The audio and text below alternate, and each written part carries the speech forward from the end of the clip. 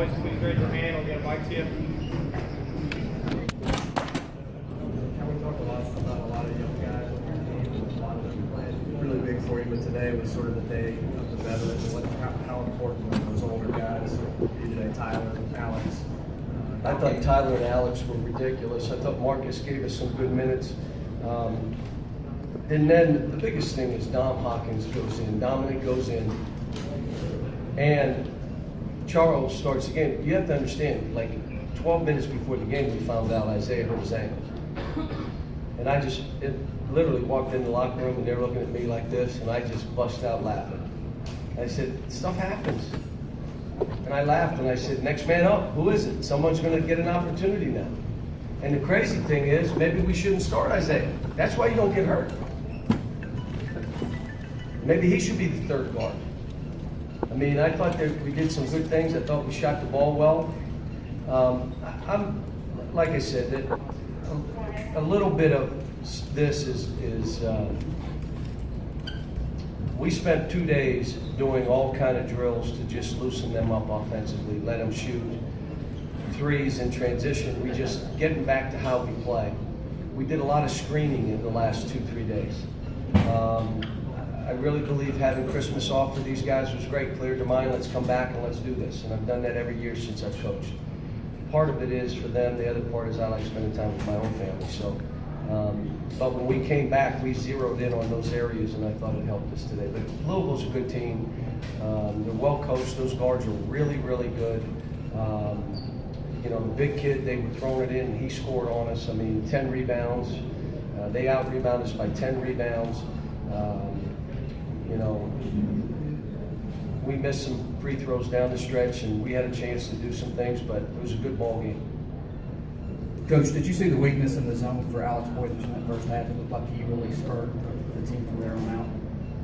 Yeah, we put Alex in the middle and just told him to attack, and that's what he did. And then I love the fact that Tyler just threw the ball down low, and, you know, he posted, and Alex is an elite athlete. Be that guy. Just play. Be that guy. Did you see the block he had coming down in front of our bench? It was ridiculous. That only a Superman can make that play, and he made it. So, you know, again, we're still coming along. Scal, you know, that I wanted to leave him in the game. That one rebound he could not bring in. We got to win the game. I told him, you're getting better. You're way better. Let's just keep this going and see what happens. Can you talk about putting Alex on that last possession for Louisville? It was a switch. They switched out. I mean, that's what happened. If we would just if he comes off, just someone else take him.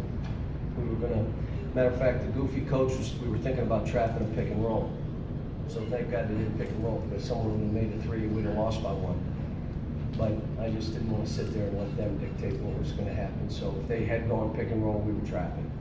John, you could talk a little bit about the importance of Dominique's offense thing, other than we faced at the last shots that he made. I had a flashback. What was the flashback to? What game? Oh my gosh, how do you remember all this? And then what happened? The other guy came down and banged the three, and we lose by one. Why do you bring that up? Yeah, he played good. We got to get Jamal. Jamal's got to try to make easy plays. He's still trying to make the most difficult play, but he's going to be fine. He made threes that really broke open the game. He's a great free throw shooter who went 3 for 6. You know, so his numbers, you know, the turnovers, a lot of the stuff, he tried to go all the way into the middle of the lane before he passed. He really didn't need to. And it's stuff that we just got to show him on tape and, you know, correct it. But it's a great win for this group, and, you know, but they do know this is who we have to be and how we have to play. That kind of energy, that kind of aggressiveness, that kind of attack, that kind of loose offensive, how we played, you know. And again, that's against a really good team. That team, Louisville's going to do damage, and you know, I don't know how we'll finish, but they'll be one of those teams left standing. We may have them again. Joe, what do you think of the atmosphere tonight, especially at the end of the first half after the technical foul? No, it was. This is Rupp Arena. I mean, it's what Rupp Arena is. I mean, it's, you know, I just look up at, I think it's 222 to make sure there's people in those upper deck seats, and they're packed in there, so we're good. How did you see, what did you see that was different about Tyler there? It seemed like finally, whatever's been bothering him, whether it was elbow or something else, he sort of shook it off. And also, why was he taking the ball out so much? Because I knew he would get it in, and then we could get it back to them. The way they play, that guy, you can throw it back to him. So they didn't, even when they put a guy in the ball, that guy usually is trying to trap. So that's why we did it. Like I said, we got, I'm giving them 2 days off. They got the rest of today off. And they got tomorrow, we're gonna have dinner and watch the tape at my house. And then we start up Monday, Tuesday, Wednesday, Thursday, and we're going 2-3 a days. We're going just throw your phones out, throw your computers out, because it's on. We have to get better. And what we're gonna do, I did 2 things. Like I said, I'm mad at myself. The 3-point shooting stuff I should have done all year. It should have been who we were. I should have known we were struggling shooting threes. You gotta free up their minds. And then the second thing was screening, and then making Scal screen.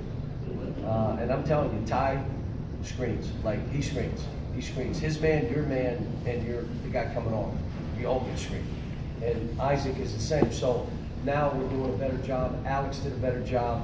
Alex is in a great frame of mind. You have to understand, before the Ohio State game, he didn't practice for 4 straight days. I could have told you what was going to happen in that game to him. Could have told you. And I told him. You were injured, you had to take the days off, but that's who you are. When you take days off, you come back, that's what you look like. He's practiced when we came back, and he went hard, and he's really proud of him.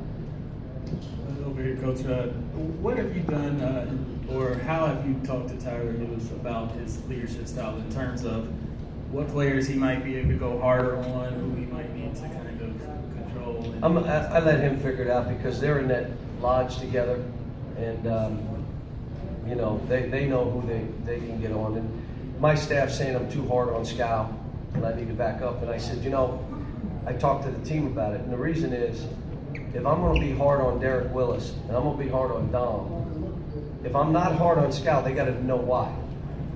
Maybe he can't handle it as much. You know what I'm saying? It's the growing pains of this. And that was my staff, so I still kill him today. But, this is a work in progress. It's funny, we walked in, no Isaiah. What? What happened? He stepped on a foot. What? Where? On the way into the building. What? And then we got to figure it out. But this guy, that may have brought us together. Who knows? May have helped us. So John, you're saying he got hurt not in the pregame warm-ups? He did in the pregame warm-ups. He stepped on somebody's foot. I wasn't out there, but that's what I was told. Was it just a twist of ankles? I guess. We'll probably go x-ray. John, Tyler played almost 40 minutes. Is he just a superior conditioned athlete, or he plays through fatigue, or how is he able to do that? He was cramping up. I was just trying to get out of the game. That's all I was trying to do. One of the things that I saw, the players at Louisville were playing 29 minutes a game, and not the Michigan State game. That game they played 39 and 37. So I said, if they're not subbing theirs, I'm not subbing mine. They're not in better shape than us. So he didn't sub it, but I'm not subbing mine.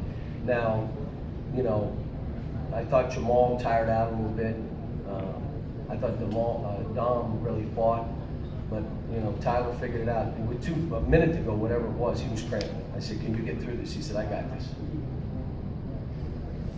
And I think I remember you saying Isaiah is one of the toughest, the grittiest guys you got. I was surprised he didn't play. When I walked in, I said, "You going to give it a try?" He said, "Let me go out there." They came back in and said, "He doesn't want to start." And I looked at him and I said, "You think you're going to play the second half?" He said, "I don't think so." So then I had no intention of playing him after. He said, "I don't think so." I wonder what you think about how much grit you guys showed.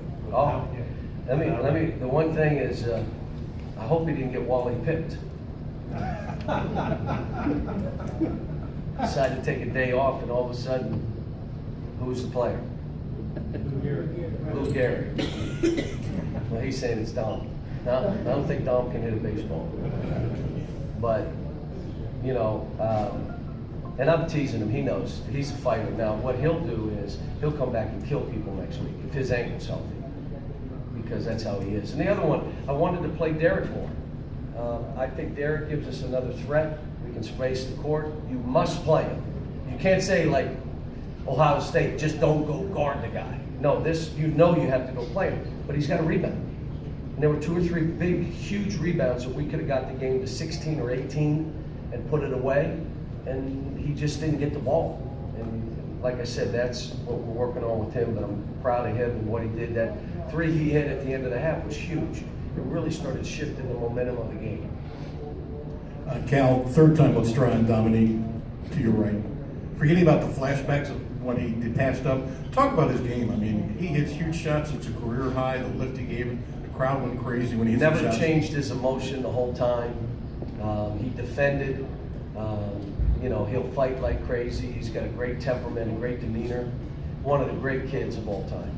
I mean, literally one of the great kids. He's kind of like Alex. You want him to do so well, but they got to do it. You can't do it for him. You could wish it. You could hope it. You could say, that's the guy you really want to make, but they got to go do it. They got to fight.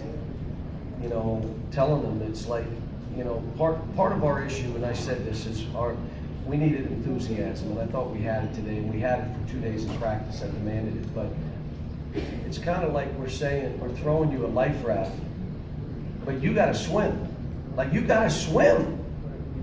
And I said, and all you guys on the boat that threw the life raft, you got to say, swim! Come on, baby, you can do it! There's a shark behind you, swim! Or you could sit on the boat and look around at each other and say, you see that shark behind you? The shark's going to get his leg. Watch this, watch it. The enthusiasm that we need for each other, you know, and that's the story I told, and they think I'm crazy, but, you know, enthusiasm matters.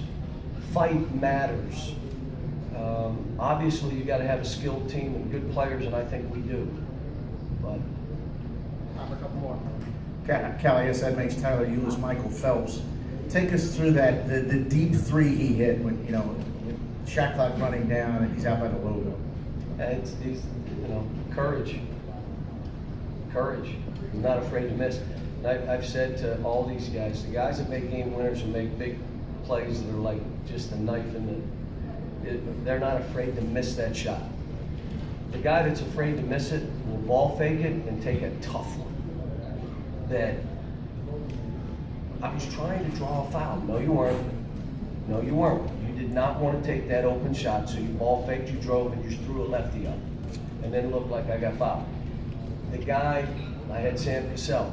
That's what I said, Sam, you like throw daggers. What is it? He said, I'm not afraid to miss. If I miss, I go to the next game and I'll try to throw a dagger next game. If I miss that one, I know eventually I'm gonna make it because I'm not afraid to miss it. And that's Tyler. Thanks.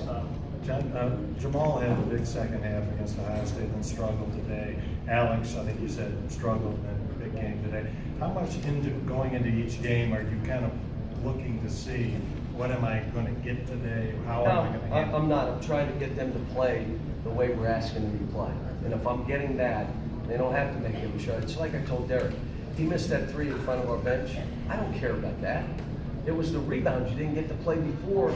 They cost us a basket and one. I can't leave you in the game.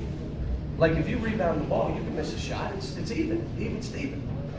But you don't get the rebound, and you miss the shot, and you get beat on defense. I can't leave you in. He takes him out. No, I'm trying to win. You won't believe this. We're trying to win the game. So they understand.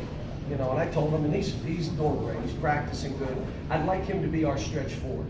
I'd like him to be Alex's sub. I'd like Scow or one of those bigs to be Marcus Lee's sub. I'd like Charles Matthews to be that guard sub. That's who I'd like, but they gotta do it. They gotta earn it. John, speaking of enthusiasm, your kids did respond. Could have been a coincidence after the tee. What was going well for you in that stretch when you built that big lead? I think he got a tee too, didn't he? Mine was not deserved. I don't know. I'll watch the tape. Merry Christmas, everybody. Tyler, Dominique, and Alex, we have 2 minutes.